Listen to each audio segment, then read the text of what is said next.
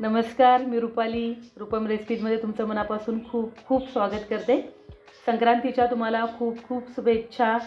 तिळगुळ घ्या, गोड गोड बोला. आज आपण बनवणार आहोत तिळाच्या पोळ्या. अगदी 15 दिवस ते 3 आठवड्यांपर्यंत ही तिळाची पोळी अगदी शेवटपर्यंत खुसखुशीत राहते. अशा पद्धतीने मी तुम्हाला ह्या तिळाच्या पोळ्या बनवायला शिकवणार आहे. अगदी सोपी पद्धत आहे. चला मग तिळाच्या पोळ्या बनवायला सुरुवात करूया. तर सर्वात प्रथम आपल्याला तिळाची पोळी बनवण्यासाठी जी कणिक लागणार आहे ती तयार करायची आहे. त्यासाठी आपण तेल गरम करण्यासाठी ठेवूयात. तर 2 पळ्या आपण तेल गरम करण्यासाठी ठेवणार आहोत. आता तेल गरम होत आहे तोपर्यंत आपण घेऊयात 4 वाट्या गव्हाचं पीठ. त्यामध्ये घालूयात 1 वाटी मैदा आणि अर्धा वाटी घालूयात हरभऱ्याच्या डाळीचं पीठ. हे प्रमाण ठेवायचं आहे. मग तुम्ही कुठलीही मोठी छोटी वाटी घ्या, त्या वाटीने मोजून घेऊ शकता. चवीनुसार त्यामध्ये मीठ घालायचं आहे. हे सर्व पीठ एकत्र मिक्स करायचं आहे आणि त्यामध्ये आपण जे मोहन गरम केलेलं आहे ते घालायचं आहे आणि हे मोहन व्यवस्थित पिठाला छान चोळून घ्यायचं आहे. तेल गरम असतं त्यामुळे चमच्याने सुरुवातीला हलवायचं आहे. त्यानंतर पिठाला छान चोळून घ्यायचं आहे. पिठाला छान चोळून घ्यायचं आहे. असा मुटका तयार झाला पाहिजे, म्हणजे आपलं मोहन आहे ते अगदी परफेक्ट बसलेलं आहे. आता थोडं थोडं पाणी घालून पीठ छान मळून घ्यायचं आहे. आता आपण सारणासाठी काय काय साहित्य लागणार आहे ते पाहूयात. आपण घेतलेले आहे 100 ग्रॅम शेंगदाणे, 200 ग्रॅम तीळ, 300 ग्रॅम गूळ आणि 2 ते 3 चमचे बेसन पीठ.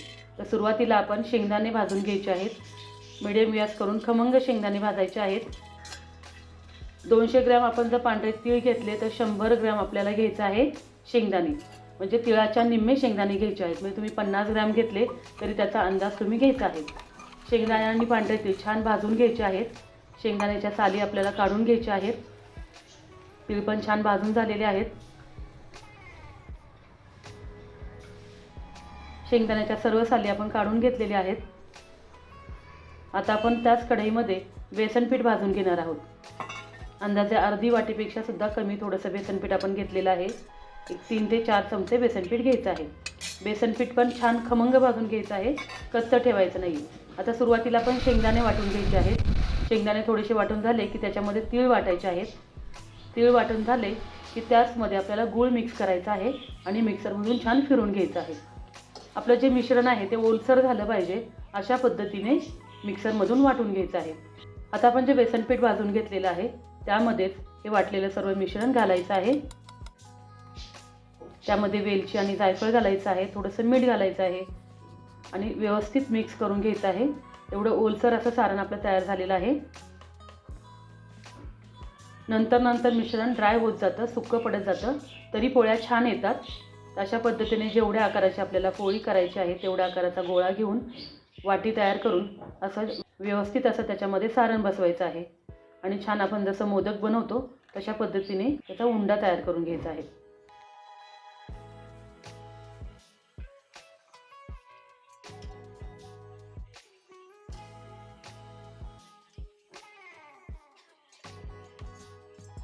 पिठी अगदी थोडीशी वापरायची आहे, जास्त वापरायची नाही आहे. कणिक आहे ती जास्त पातळ करायची नाही, थोडीशी घट्टसर ठेवायची. आपण जसं चपातीसाठी कणिक ठेवतो तशीच कणिक ठेवायची आहे आणि अशा पद्धतीने अगदी एकसारख्या अशा पोळ्या लाटून घ्यायच्या आहेत. किनारी जाड ठेवायची नाही आहे, पातळच किनारे ठेवायची आहे. तुम्हाला जर जास्त दिवस ह्या पोळ्या ठेवायच्या असतील तर त्याला तेल न लावताच भाजायच्यात. अगदी कमी, म्हणजे थोडंसं तव्यावर तेल टाकायचं आहे आणि त्यावरच भाजून घ्यायचे आहे आणि जास्त लाल करायची नाही, कारण ज्यावेळेस आपल्याला ह्या पोळ्या खायच्या त्यावेळेस आपण गरम करून तूप लावून घेऊ शकतो आणि अगोदरच आपण जास्त जर पोळ्या भाजल्या तर नंतर आपण परत गरम केल्यानंतर पोळ्या करपतात. जर तुम्हाला विक्रीसाठी ह्या पोळ्या बनवायच्या असतील तर अगदी कमी तेलावर किंवा तुपावर ह्या पोळ्या भाजायच्या, जास्त लाल भाजायच्या नाहीत.